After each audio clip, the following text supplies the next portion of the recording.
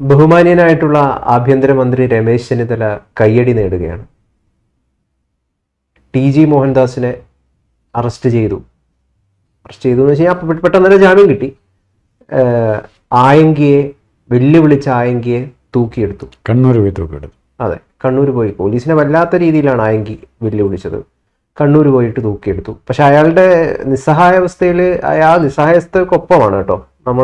നമ്മൾ കഴിഞ്ഞ ദിവസത്തെ വീഡിയോയിലും പറഞ്ഞിട്ടുണ്ട്. അദ്ദേഹത്തിന് മാനസാന്തരപ്പെടാനുള്ള, അദ്ദേഹം ചെയ്തത് തെറ്റാണെങ്കിൽ അതിനൊപ്പം അല്ലെങ്കിൽ അത് പരിഗണിക്കാനുള്ളൊരു അവസരം കൂടി തീർച്ചയായിട്ടും ആയെങ്കിക്ക് കൊടുക്കണം എന്നുള്ളതാണ്. മാനുഷിക കൺസെപ്റ്റിൽ നമുക്ക് അങ്ങനെയല്ലേ പറയാൻ പറ്റും.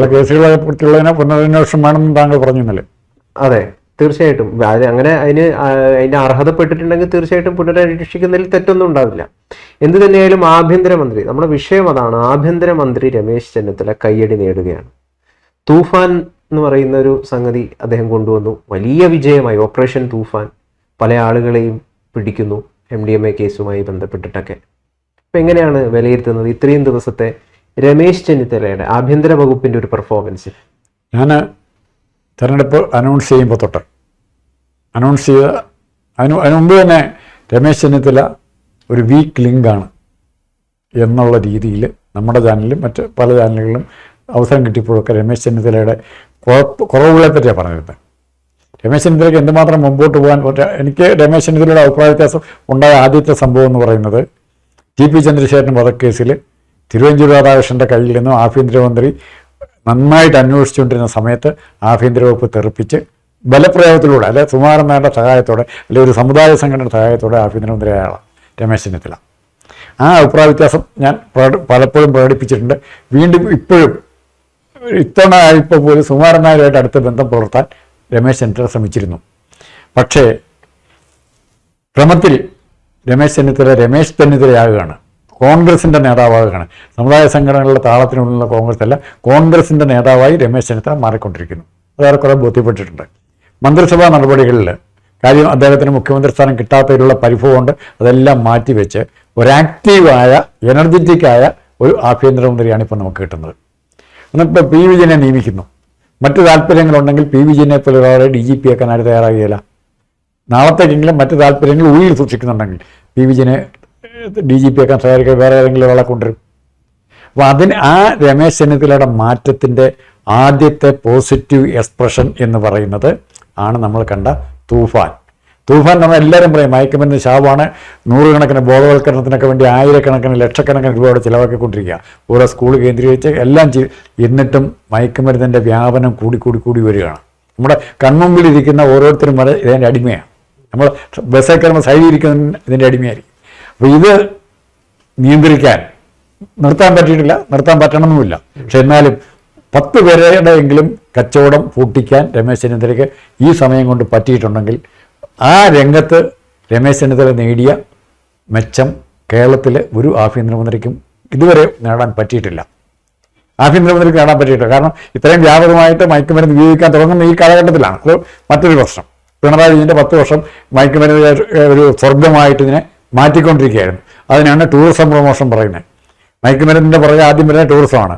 DJ പാർട്ടിയുണ്ട്, അവിടെ മയക്കുമരുന്നുണ്ട്, അതും ടൂറിസത്തിൻ്റെ ഭാഗമാണ്, വെസ്റ്റേൺ കൾച്ചർ. പക്ഷെ അവിടെ വെസ്റ്റേൺ കൾച്ചർ മയക്കുമരുന്ന് കഴിക്കുന്നുണ്ടെങ്കിൽ അതിൻ്റേതായ റീസണുണ്ട്, ആരോഗ്യ സംരക്ഷണമുണ്ട്, ക്വാളിറ്റിയുള്ള മയക്കുമരുന്നുമായിരിക്കും, മായം ചേർത്തായിരിക്കില്ല.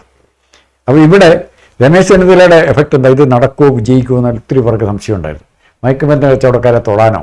പക്ഷേ രമേശ് ചെന്നിത്തല വിജയിച്ചു, വിജയത്തിൻ്റെ പാതയിലാണ്. ഇനി അടുത്തത് വരുന്ന ഗ്രിപ്പ്. എന്താ ഗ്രിപ്പ് എന്ന് പറഞ്ഞാൽ? ഗുണ്ട. നമ്മൾ പത്രം എടുത്തു കഴിഞ്ഞാൽ ഗുണ്ടകൾ തമ്മിൽ തല്ലേ, ബാറ് തമ്മിൽ തല്ലേ, കത്തിക്കുത്ത്, കൊന്നു, കൊട്ടേഷൻ, ഇതെല്ലാം കേൾക്കാനുള്ളൂ. ഇത്തരം വാർത്തകൾ കൊണ്ട് നമ്മുടെ പത്രങ്ങൾ, മാധ്യമങ്ങൾ നിറഞ്ഞു. നമ്മൾ ചാനലുകളിൽ കാണും 5-6 കേസുകൾ കാണും. ഒരു ദിവസം തന്നെ നമ്മുടെ തലച്ചോറ് മരവിച്ചു തുടങ്ങി. കേൾക്കുന്നവൻ്റെയും കാണുന്നവൻ്റെയും തലച്ചോറ് മരവിക്കുന്ന വാർത്തകളാണ് വന്നുകൊണ്ടിരിക്കുന്നത്. അവിടെയാണ് ഡിപ്പ് എന്ന് പറയുന്ന ഗുണ്ടകളെ അറസ്റ്റ് ചെയ്യുക. ആ പരിപാടി ഫോം ചെയ്യുമ്പോൾ തന്നെ അതിൻ്റെ സ്റ്റെപ്പ് എങ്ങനെ വേണം എന്ന് തീരുമാനിക്കുന്ന ചർച്ചകൾക്കിടയിൽ തന്നെ വീണ് കിട്ടിയൊരു അവസരമാണ് ഞങ്ങൾ കാണിച്ചു തരാം. അർജുനായെങ്കിൽ എറണാകുളത്ത് വന്ന് കൊല്ലത്ത് വെച്ച് കേരള പോലീസിനെയും കേരള ഗവൺമെൻറ്റിനെയും രമേശ് ചെന്നിത്തലയെ തന്നെ വെല്ലുവിളിക്കുകയാണ്. അറസ്റ്റ് ചെയ്യാൻ പറ്റുമെങ്കിൽ ചെയ്യുക, എനിക്ക് ചെയ്യാൻ പറ്റുന്ന എന്താണ് ഞാൻ കാണിച്ചു തരാം എന്ന് പറയുമ്പം രമേശിൻ്റെ മറുപടി എന്നാണെന്നറിയാമോ? ഞങ്ങൾക്ക് ചെയ്യാൻ പറ്റുന്ന എന്താണെന്ന് ഞാൻ കാണിച്ചു തരാം, അത് നോക്കിക്കൂ എന്ന് മാത്രമേ പറഞ്ഞുള്ളൂ. അല്ലാണ്ട് ഇവനെ ഞാൻ പിടിക്കുമെന്നോ ഇത്ര മണിക്കൂറിന് ഇവനെ അറസ്റ്റ് ചെയ്യുമെന്ന് പറഞ്ഞ പത്രസമ്മേളനം നടത്തല്ല ഇത്. ഇവിടുത്തെ ഈ അർജുനായെങ്കിക്ക് എന്തുകൊണ്ട് അങ്ങനെ പറയാൻ പറ്റുന്നു എന്ന് പറയുന്നതാണ് പ്രധാനപ്പെട്ട ഒരു ചോദ്യം.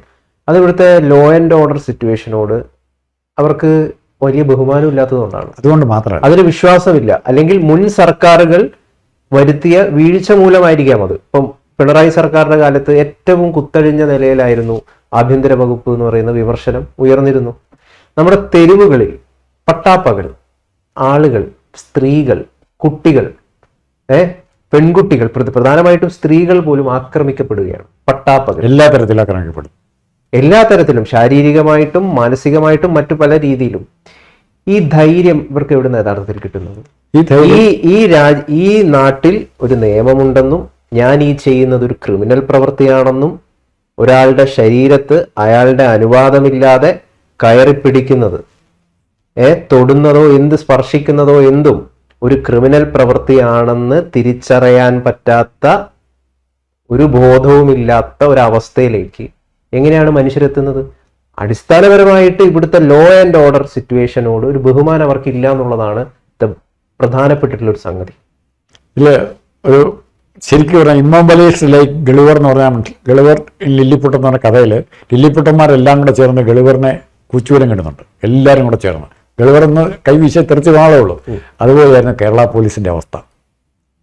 കഴിഞ്ഞ 10 വർഷം കേരള പോലീസ് ഗളിവറിനെ എങ്ങനെയാണോ ലില്ലിപ്പുട്ടന്മാർ പൂട്ടിയിട്ടത്, DYFIക്കാരും SFIക്കാരും അംഗൻവാടിയിലെ SFIക്കാരും എല്ലാം കൂടെ ചേർന്ന് കേരള പോലീസിൻ്റെ മുറയിൽ കേരള പോലീസിനെ പൂട്ടിയിട്ടിരിക്കുകയായിരുന്നു.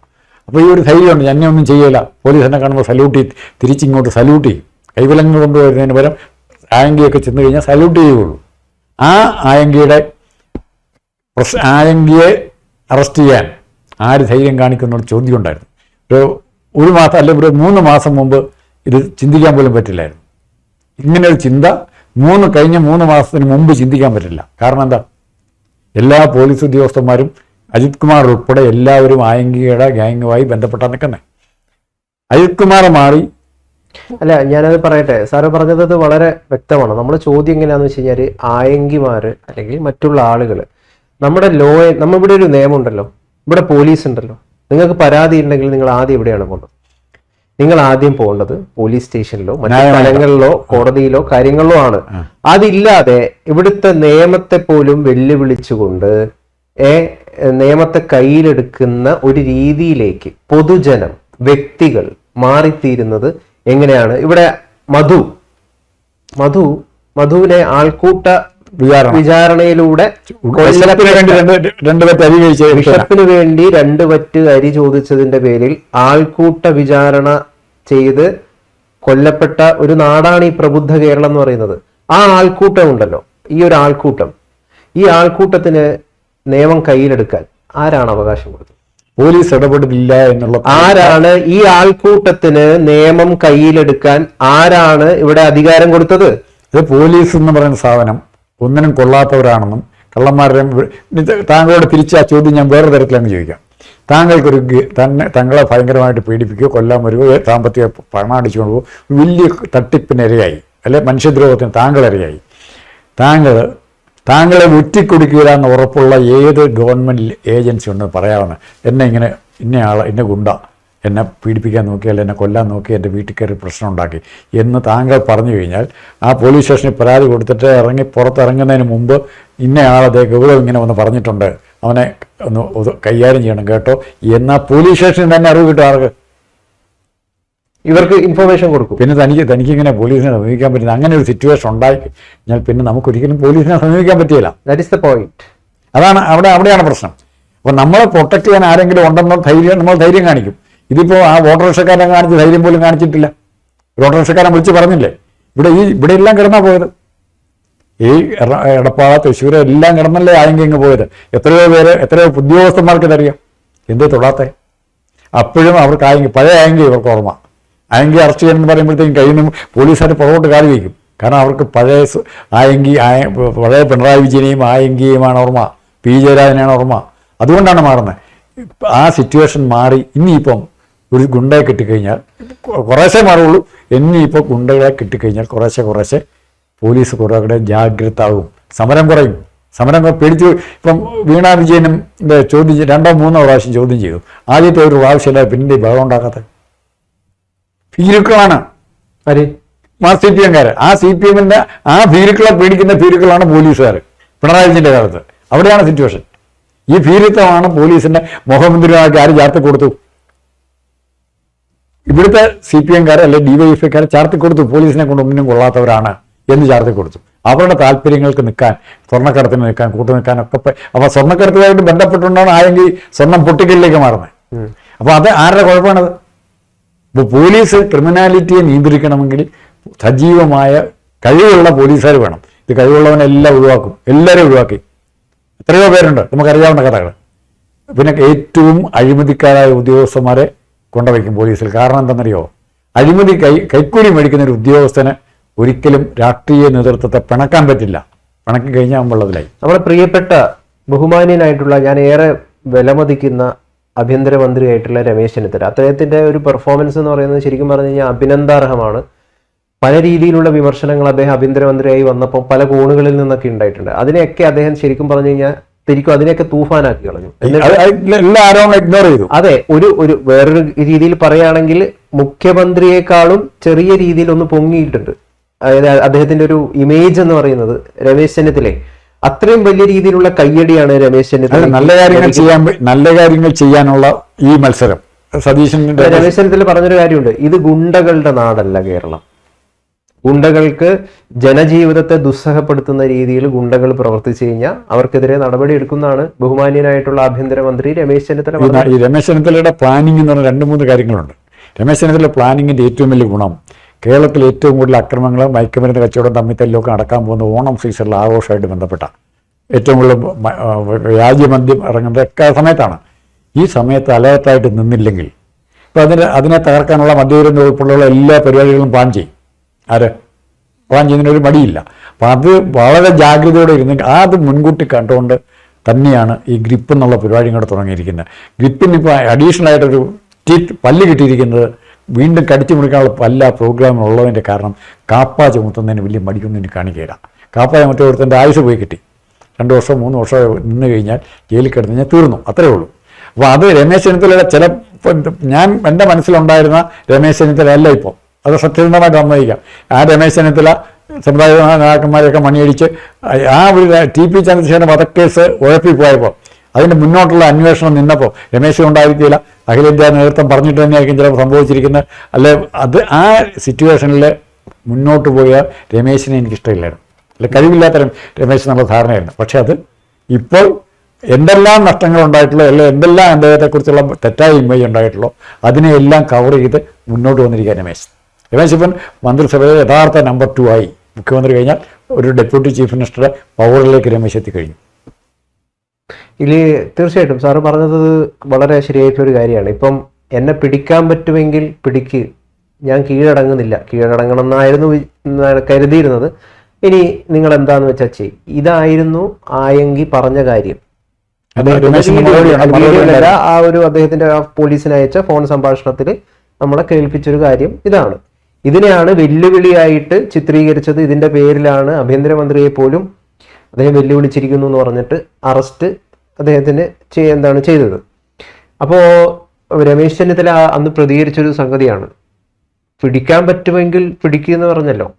ഇനി നിങ്ങൾ കണ്ടോ എന്താ സംഭവിക്കാൻ പോകുന്നത്? എന്താ സംഭവിക്കാൻ പോകുന്നതെല്ലാം ഉണ്ട്.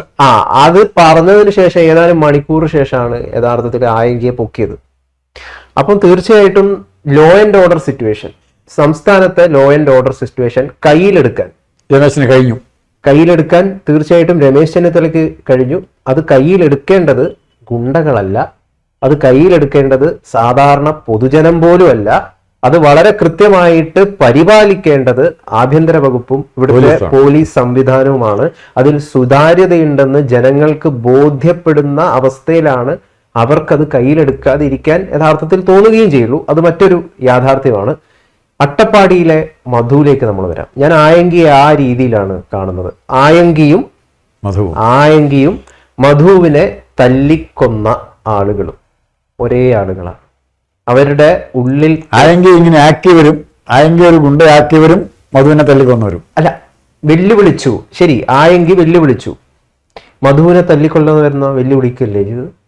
അവര് വെല്ലുവിളിക്കുക, നിയമവ്യവസ്ഥ വെല്ലുവിളിച്ചു, നിയമവ്യവസ്ഥയെ വെല്ലുവിളിച്ചു. ആരെ? മധുവിനെ തല്ലിക്കൊന്ന ആളുകൾ നിയമവ്യവസ്ഥയെ വെല്ലുവിളിച്ചു. എനിക്ക് പുല്ലാണ് ഇവിടുത്തെ സംസ്ഥാനത്തെ നിയമം. അതുകൊണ്ടാണ് അതുകൊണ്ടാണ് ആ ഒരു എന്താണ് ഈ അരിമണി മോഷ്ടിച്ചു എന്നതിന്റെ പേരിൽ ശരീരത്തിൽ തൊടാനായിട്ടുള്ള അവകാശം ഇവനുണ്ടായത്. ഇവന് കോടതിയിൽ പോകാം, ഇവന് മറ്റു സ്ഥലങ്ങളിൽ പോവാം. ഒരു വ്യക്തിയുടെ ശരീരത്തിൽ കടന്നു പിടിക്കാൻ ഏത് വ്യക്തിക്കാണ് അവകാശമുള്ളത്? അയാളുടെ സമ്മതമില്ലാതെ ഒരാളെ ആക്രമിക്കാൻ. അത് സംരക്ഷിക്കുക എന്നുള്ള ഇവിടുത്തെ നീതിന്യായ വ്യവസ്ഥയുടെ, പ്രത്യേകിച്ചും പോലീസിന്റെ ആഭ്യന്തര വകുപ്പിന്റെ ചുമതലയാണ്, ബൗണ്ട് ഡ്യൂട്ടിയാണ്. ചെയ്യാതിരിക്കാൻ പറ്റില്ല. പക്ഷെ അങ്ങനെ അതിൻ്റെ അകത്ത് വെള്ളം ചേർക്കുമ്പോഴാണ് പിണറായി വിജയൻ കാലത്തെ പോലെ പോലീസായി മാറുന്നത്. തീർച്ചയായിട്ടും നമ്മൾ ആഭ്യന്തര വകുപ്പ് മന്ത്രിയായിട്ടുള്ള രമേശ് ചെന്നിത്തലയോട് ഒരുപാട് ബഹുമാനമുണ്ട്. തീർച്ചയായിട്ടും ഇത്തരത്തിലുള്ള വളരെ നല്ല നിലപാടുകളും അതോടൊപ്പം തന്നെ വളരെ കൃത്യമായിട്ടുള്ള ജാഗ്രതകളും ഒക്കെ അദ്ദേഹത്തിന് ഇനിയും മുമ്പോട്ടേക്ക് കൊണ്ടുവരാൻ സാധിക്കട്ടെ എന്ന് ആശംസിക്കുകയാണ്. പ്രതീക്ഷിച്ച രീതിയിൽ ആൾക്കാർ ചെയ്യുമ്പോൾ നമുക്ക് അത്ഭുതം തോന്നിയില്ല. പ്രതീക്ഷയ്ക്ക് അപ്പുറം യഥാർത്ഥത്തിൽ വരിക. അദ്ദേഹം ശരിക്കും പറഞ്ഞ ഒരു കയ്യടി അറിയിക്കും, ഉറപ്പായിട്ട് അറിയിക്കുന്നു.